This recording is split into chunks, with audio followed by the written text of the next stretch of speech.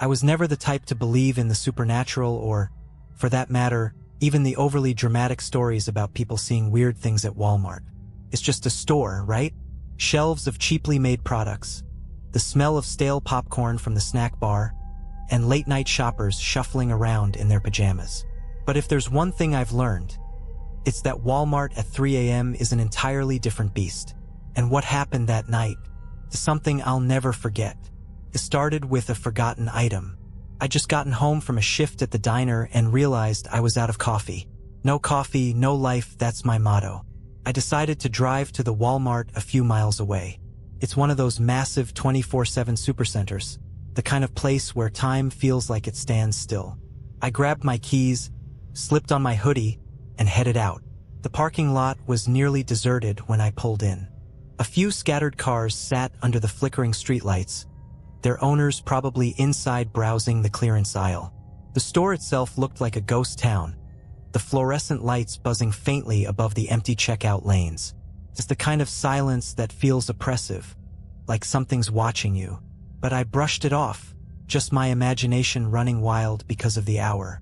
I grabbed a basket and headed toward the coffee aisle. That's when I noticed the first weird thing. A shopping cart rolled by itself. I mean, it was subtle. It didn't zoom across the aisle or anything, but it was like it had purpose, like someone unseen was guiding it. I stopped in my tracks, waiting to see if maybe it was the air conditioning pushing it along. But the cart veered sharply to the left, bumped into a shelf of canned goods, and stopped. I laughed nervously. Okay, Walmart ghosts. Nice try, I muttered under my breath. I didn't have time for spooky nonsense. I just wanted my coffee. But the vibe had shifted. You know that feeling when the air feels thick, like you're underwater? I tried to shake it off and went back to my mission. That's when I heard it. A whisper. It came from the toy section, that creepy area near the electronics department where the shelves are always half empty, and the toys make weird noises when you walk past. At first, I thought it was just a kid. Maybe some late-night shopping parents had let their kid wander off. But as I walked closer, I realized the sound wasn't normal. It wasn't playful or random. It was deliberate. A low, guttural murmuring that seemed to stretch and wrap around the aisles like a thick fog. "Hello," I called out, gripping the handle of my basket tighter.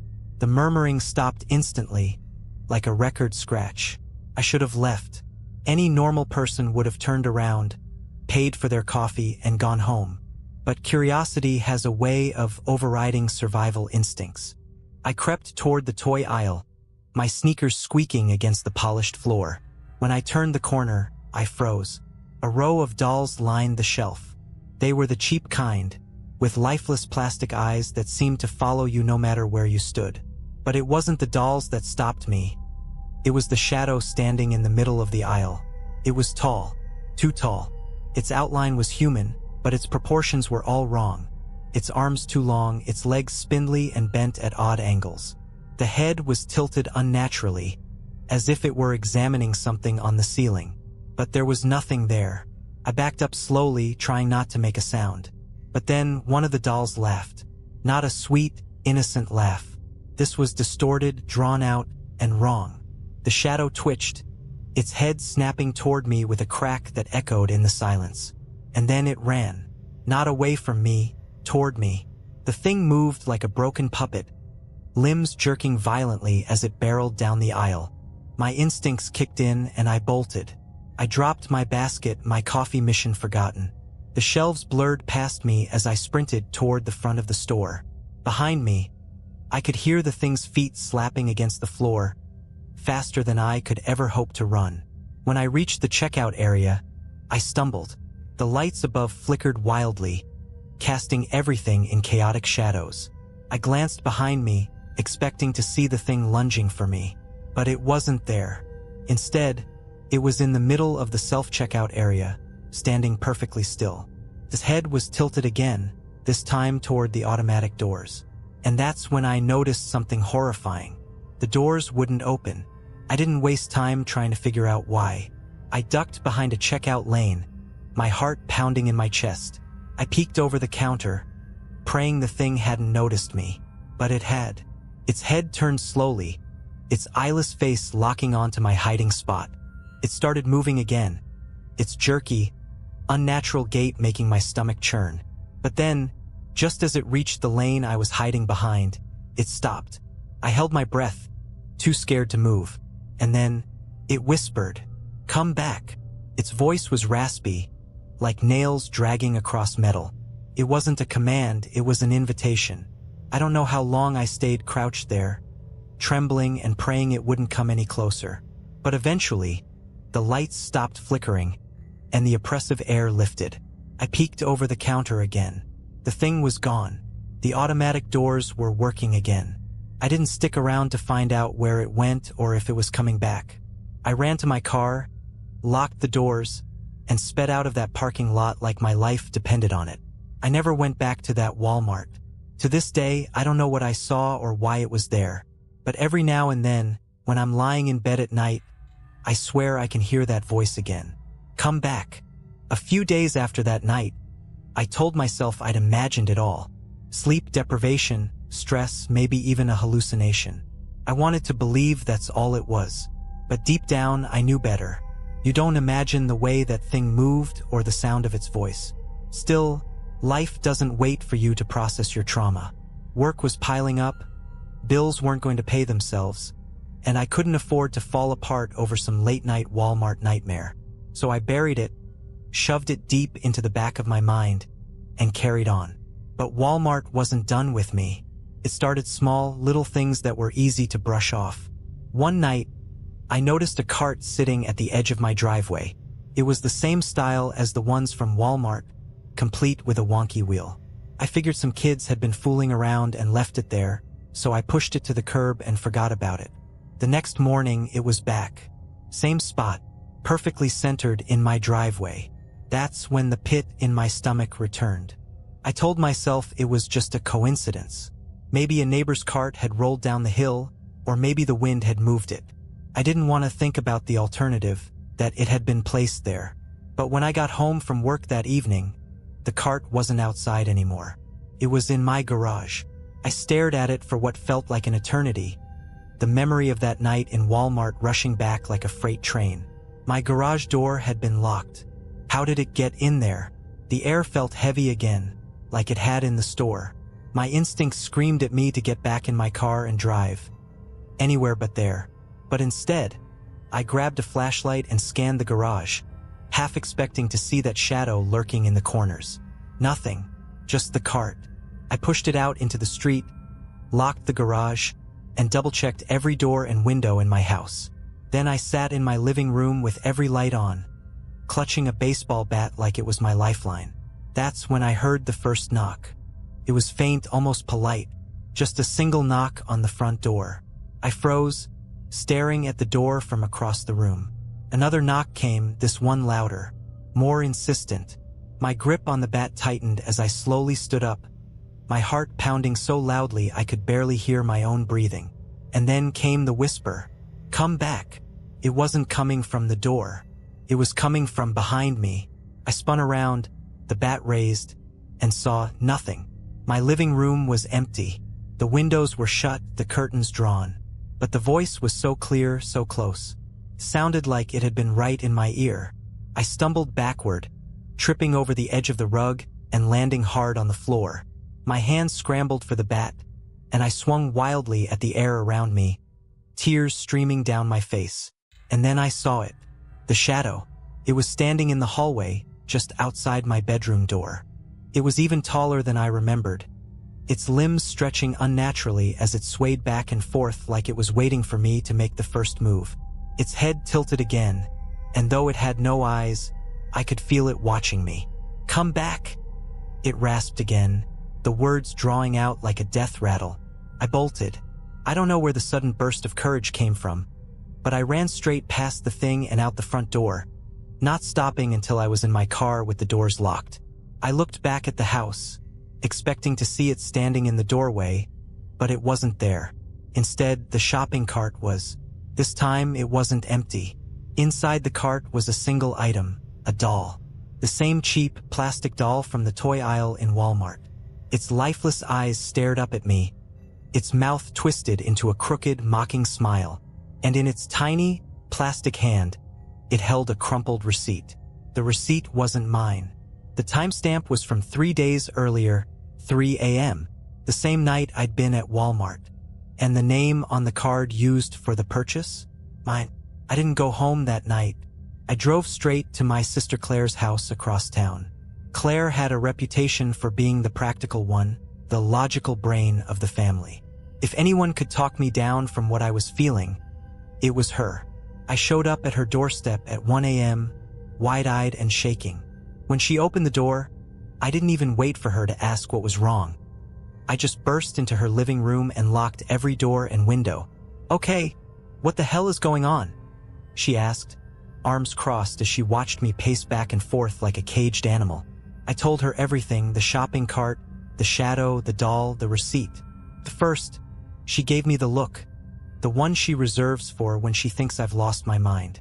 But the more I talked, the more her expression changed. By the end of it, she wasn't skeptical. She was scared. "Did you call the police?" she asked. "And say what? That Walmart's haunted and some thing is stalking me? They'd lock me up." Claire was quiet for a moment, her fingers tapping nervously on the arm of the couch. "Okay, so you're saying this started at Walmart. Did anything weird happen before you got there? Like, before you walked in?" I thought back to that night.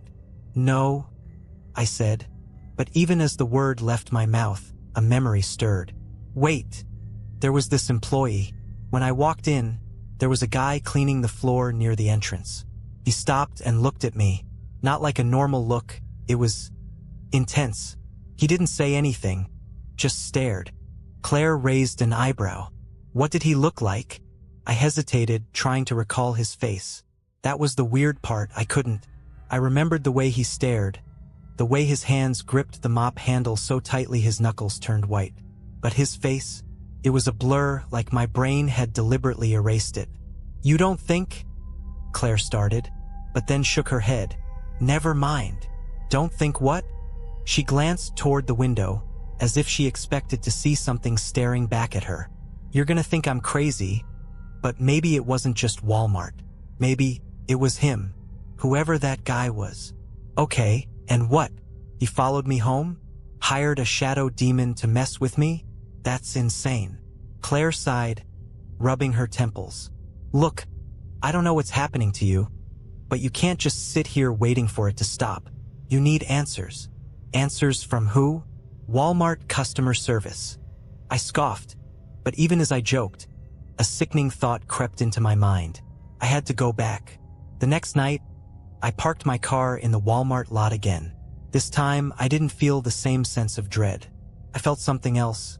Anger. Whatever was happening to me wasn't going to stop unless I confronted it. If that shadow or that employee or whoever or whatever was responsible, I was going to find them. The store was just as empty as it had been before, the same fluorescent lights buzzing faintly above the aisles. I walked past the shopping carts by the entrance, each one seeming to whisper my name as I passed. My fists clenched and I kept walking. I started with the coffee aisle, retracing my steps from that night. The shelves were stocked neatly, the aisle empty. For a second, I felt foolish. Maybe I'd imagined it all. Maybe I'd just been sleep-deprived, and my mind had conjured up the entire thing. But then I heard it. "Come back." The voice was faint, but it was enough to send chills down my spine. I turned, expecting to see the shadow lurking at the end of the aisle, but the aisle was empty. I spun around, my eyes darting toward the security cameras mounted on the ceiling. And then I saw him. The employee. He was standing at the end of the frozen food section, staring at me with the same intensity as before. But now something was different. His face wasn't blurred anymore. It wasn't human. His skin was too pale, almost translucent. His eyes were pitch black, like two bottomless pits that threatened to swallow me whole. And his smile, it stretched too wide, splitting his face in a way that no human jaw should move. I took a step back, but my feet felt like they were stuck in quicksand. He tilted his head, his body jerking unnaturally, and then he started walking toward me. No running. I turned and bolted, the air around me growing heavier with every step. The aisles blurred past me, the shelves twisting and contorting like they were alive. I could hear his footsteps behind me, faster and faster, until they sounded like they were right on top of me. I burst into the toy aisle, my chest heaving, and grabbed the first thing I saw, a baseball bat. As I turned around, ready to swing, the lights above flickered wildly, plunging the store into brief moments of darkness. And then he was gone. The store fell silent. The oppressive air lifted. I dropped the bat, my hands trembling, and ran for the exit. This time, the automatic doors opened without hesitation, and I didn't look back. When I got home, there was another receipt waiting for me on my kitchen counter. No shopping cart, note all this time, just the receipt. The timestamp was from the moment I'd been in Walmart, and the name on the card? Mine. But this time, there was no list of items purchased. Just a single phrase, "See you soon." I didn't sleep that night. How could I? Every creak of the house, every distant car passing on the street felt like a warning. The receipt sat on my kitchen counter, taunting me. I must have read those 3 words 100 times. See you soon. Who was you? The shadow? The employee? Both? Or something else entirely? The more I thought about it, the more I realized this wasn't going to stop unless I put an end to it myself. I wasn't going to be the person who curled up in fear and let this thing destroy me piece by piece. If it wanted to see me, then fine. I'd let it. But it would regret the meeting. The next day, I prepared. I don't know what I thought I'd be fighting. How do you defend yourself against something that isn't human? But I didn't care. I packed a flashlight, a pocket knife, and a lighter. I didn't know if it would help, but having something, anything, made me feel like I had a fighting chance. I waited until nightfall. Claire begged me not to go back. "Whatever it is, it's not worth your life," she said, grabbing my arm as I stood by the door. "I can't keep running from this," I told her. "It's not just in Walmart anymore. It's following me. If I don't face it, it'll never stop." She let go, her eyes filled with tears. "Just promise me you'll come back." I nodded, though deep down, I wasn't sure I could keep that promise. When I arrived at Walmart, the parking lot was emptier than usual. No scattered cars this time, no flickering streetlights. Just my car, the oppressive silence, and the distant hum of the store's lights. I stepped out, clutching the pocket knife in my jacket, and walked through the automatic doors. Inside, the store was eerily quiet. No employees stocking shelves, no music playing over the speakers. It was like the building itself was holding its breath, waiting. I walked past the aisles slowly, listening for any sound, any sign of movement. The air was thick again, the kind of heaviness that presses down on your chest and makes it hard to breathe. And then I saw it. The employee. He was standing in the center of the toy aisle, his back to me. His head twitched slightly, his shoulders rising and falling in jerky, unnatural movements. "Hey!" I shouted, my voice echoing through the store. "I'm not running anymore. You wanted to see me? I'm right here." Slowly, he turned. His face was the same as before, pale, hollow, inhuman. But his smile was wider now, stretching almost to his ears. He tilted his head, and for the first time he spoke. "Welcome back." His voice wasn't just a sound. It was a vibration, a low-frequency hum that rattled in my chest and made my teeth ache. Before I could respond, he raised one hand and pointed toward the end of the aisle. I turned to look, and my blood ran cold. The shadow was there, taller, darker, and more monstrous than I remembered. It wasn't just a figure anymore. It was a mass, a writhing, pulsating void that seemed to suck the light out of the air around it. And it was moving toward me. I stumbled backward, my flashlight shaking in my hand as I clicked it on. The beam cut through the darkness, illuminating the shadow for just a moment. It recoiled, its form flickering like static on a broken TV. I didn't hesitate. I turned and ran, the flashlight bouncing wildly in my grip. The aisles twisted and stretched around me, shelves towering higher than they should, the store becoming an endless maze. I could hear the shadow behind me, a low, guttural growl that sent shivers down my spine. Somehow, I ended up in the electronics section. The TVs lining the walls flickered to life as I passed, each one displaying my face. My own reflection stared back at me, but the eyes weren't mine. They were black pits just like the employees. "Come back," the reflections whispered in unison, their voices overlapping in a haunting echo. "No!" I screamed, slamming the flashlight against one of the screens. The glass shattered, sparks flying, and for a brief moment, the whispers stopped. But the shadow didn't. It was there, in the broken reflection, its formless mass stretching toward me. I fumbled with the lighter in my pocket, my hands trembling as I flicked it on. The tiny flame felt insignificant against the overwhelming darkness, but it was all I had. "Stay back," I yelled, holding the flame out in front of me. The shadow paused, its edges flickering again. For a moment I thought it was retreating, but then it surged forward, enveloping me in its suffocating cold. The lighter fell from my hand, the flame snuffed out instantly. I felt myself being pulled, dragged down into the void. My screams were swallowed by the darkness, my body weightless, my mind spinning. And then, nothing. I woke up in the parking lot. The sun was rising, casting soft, golden light over the empty lot. My car was still there, the doors locked, my keys in my pocket. I sat up, my head pounding, my body aching like I'd run a marathon. I looked back at the Walmart. The automatic doors were closed, the lights inside flickering faintly. And then I saw the receipt. It was on the hood of my car, fluttering slightly in the morning breeze. My name was on it again, along with a single phrase, "Thanks for shopping." To this day, I don't know what happened that night. I haven't been back to Walmart, and I don't plan to. But sometimes, late at night, I hear whispers outside my window. And sometimes, when I look in the mirror, my eyes don't look quite right. I don't know if I left that Walmart, or if a part of me stayed behind. I thought that would be the end of it. After waking up in the parking lot and seeing that receipt, I told myself I was done. No more Walmart, no more thinking about shadows, whispers, or faceless employees.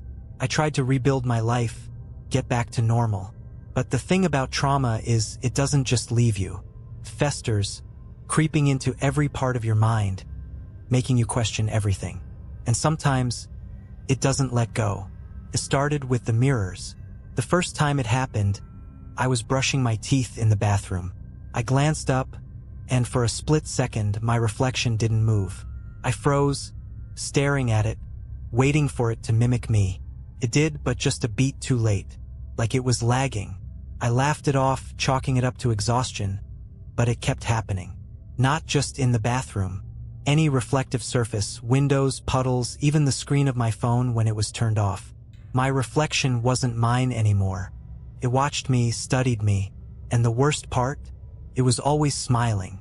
Not a normal smile. It was that same stretched grin the employee had. Too wide, too wrong. I started avoiding mirrors altogether. I covered the ones in my house with blankets, smashed the compact in my purse, even stopped using my phone when it was dark enough for my reflection to show on the screen. But avoidance didn't help because then it started showing up in other ways. One night, I was in my bedroom, scrolling through my laptop in an effort to distract myself. It was late. The house was silent except for the faint hum of the refrigerator in the kitchen.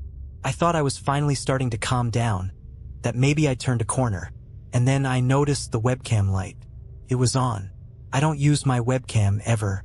My heart dropped into my stomach as I stared at the tiny green light. Slowly, I reached out and covered it with my hand. But before I could close the laptop, the screen flickered.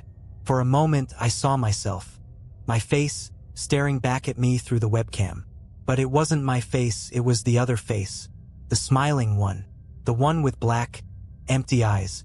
And then the screen went black. I didn't sleep that night. I spent hours pacing the house. Every light turned on, every corner checked. But no matter how thorough I was, I couldn't shake the feeling that something was there with me.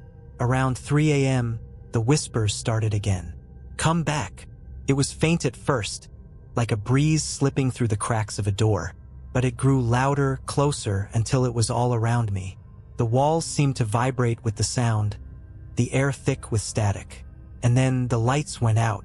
I grabbed my flashlight, the same one I'd taken to Walmart, and clicked it on. The beam cut through the darkness, illuminating the living room. Everything was as it should be, except for the shadow. It was standing in the corner, taller than before, its form shifting and pulsating like a living void. The sight of it made my knees buckle. I wanted to run, to scream, but my body wouldn't move. Tilted its head, and I swear I heard it chuckle. Then it spoke. "You never left." Its voice was deeper now, layered, like multiple people speaking at once. The words hit me like a punch to the gut. I tried to reply, but my throat was dry, my voice gone. The shadow took a step toward me and then another. My flashlight flickered as the air grew colder, the room darker.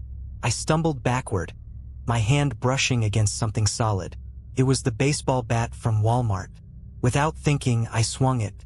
The bat passed through the shadow like smoke, but the impact sent a shockwave through the room. The whispers stopped, the air shifted, and for a moment, the shadow flickered. But it didn't disappear. Instead, it lunged. The next few seconds were a blur. I remember the flashlight hitting the floor, the room spinning, the sound of my own screams blending with the shadow's guttural growl. And then, just as quickly as it had started, it was over. I was alone. When I woke up, the sun was streaming through the windows. The house was quiet, the air still. At first, I thought it was a dream, but the bat was still lying on the floor, dented and cracked. My phone buzzed on the coffee table, a text from Claire lighting up the screen. "Are you okay? Call me as soon as you see this." I grabbed the phone with shaky hands and called her. She picked up on the first ring. "You need to come over," she said, her voice trembling. "Now." When I got to Claire's house, she was pale, her eyes wide with fear. She didn't say a word as she handed me an envelope. My name was scrawled on the front in shaky handwriting. Inside was a single Polaroid. It was a picture of me, standing in the Walmart toy aisle. The timestamp on the bottom corner wasn't from my visit. It was from last night. But the worst part? I wasn't alone in the photo. The employee was standing behind me, his face twisted into that same awful grin. And beside him was the shadow, its form stretching toward me like it was ready to swallow me whole. I don't know how to end this story because honestly it hasn't ended. Every night I hear the whispers. Every day I catch glimpses of that shadow in places it shouldn't be. I've stopped going to Walmart. I've stopped going anywhere, because wherever I go, they follow. And now I'm starting to wonder if I'll ever truly leave Walmart, or if Walmart will ever leave me. I didn't leave Claire's house for days. We boarded up the windows, pushed furniture against the doors, and kept the lights on 24/7. I knew it was futile, whatever this thing was. It wasn't something you could block out with wood and nails. But we needed to do something, anything, to feel like we had some kind of control. But the whispers followed. They were in the walls, the vents, even in the hum of the refrigerator. They grew louder every night, and by the third night, Claire and I were both barely holding it together. She sat on the couch, knees pulled to her chest, while I paced the living room with the baseball bat in one hand and the flashlight in the other. "We can't keep doing this," she said finally, her voice trembling. "We have to face it." "Face what?" I snapped. "We don't even know what it is. It's not like I can just swing a bat at a shadow and call it a day." "Maybe not," she said quietly. "But you're forgetting something. This all started at Walmart. Maybe it ends there too." I wanted to argue, to tell her that going back was the worst idea imaginable. But deep down, I knew she was right. Whatever this thing was, it wanted me back at Walmart. It had been pulling me there from the start. If I didn't go, it would never stop. We drove to Walmart at 2:45 a.m. The parking lot was empty again, the store looming ahead like some kind of otherworldly monolith. The automatic doors opened as we approached, and the rush of cold air felt like stepping into a tomb. The store was silent, not just empty silent. No buzzing lights, no faint hum of machinery, just oppressive, suffocating quiet. We walked through the aisles, the beam of my flashlight bouncing off the shelves. I kept expecting to see the shadow or the employee, but there was nothing. No whispers, no flickering lights, just us. And then we reached the toy aisle. The doll was waiting, It sat in the middle of the floor, its lifeless eyes staring straight at me. Claire let out a shaky breath, stepping closer, but I grabbed her arm. "Wait," I whispered. The air around the doll shimmered, like heat waves rising from pavement on a summer day. And then, slowly, the shadow appeared. It rose from the ground like black smoke, growing taller and taller until it towered over us. Its form was even less human now, a mass of writhing darkness that seemed to consume the very light around it. Behind it, the employee stepped into view. His smile was gone now, replaced by something worse. A look of pure, predatory hunger. "Welcome back," he rasped, his voice layered and distorted. I took a step forward, gripping the bat tightly. "What do you want from me?" The employee tilted his head, his black eyes glinting. "You don't understand, do you? You never left. You've been here all along." My stomach twisted. "What are you talking about?" The shadow moved closer, its tendrils reaching out like claws. "This place," it hissed, "isn't just a store. It's ours. You walked in and now you're part of it. Forever." "No," I whispered, shaking my head. "That's not true. I left. The employee laughed, a hollow, echoing sound that made my skin crawl. "You only think you did, but every time you leave, you come right back. Haven't you noticed? The receipts, the whispers, the mirrors. You're still here." I felt my legs weaken as the realization washed over me. Every night, every time I thought I was safe, I was still in the Walmart. It had me trapped, looping through its aisles, convincing me I'd escaped when I hadn't. But Claire was here with me. She was real. She had to be. I turned to her, desperate. "Claire, you believe me, right? This can't be real." But her face broke me. Her eyes were wide, tears streaming down her cheeks, but her mouth was moving silently. She was trying to say something, but no sound came out. And then, before I could reach for her, she dissolved into smoke. Gone. Just like that. "No!" I screamed, swinging the bat wildly at the shadow. "Give her back!" The shadow roared, its form swelling as it surrounded me. The employee stepped closer, his grin widening again. "You can't fight this. You're already ours." I swung again, my bat slicing through the void, but it was useless. The shadow wrapped around me, pulling me down into the floor, into the aisles, into the darkness. The last thing I saw was the employee's grinning face as he whispered one final time, "Thanks for shopping." When I opened my eyes, I was back in Walmart. The aisles were bright, the shelves neatly stocked. The clock on the wall read 8 a.m., and customers wandered the store like nothing had happened. I looked down at my hands, expecting to see blood or ash or anything to prove what I just experienced. But there was nothing.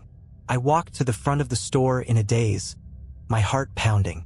The automatic doors opened, and sunlight spilled in. And that's when I saw it. The parking lot was full of cars. But the people? They weren't people. They were shadows, faceless and formless, moving in a strange, synchronized rhythm. The world outside wasn't the world I knew.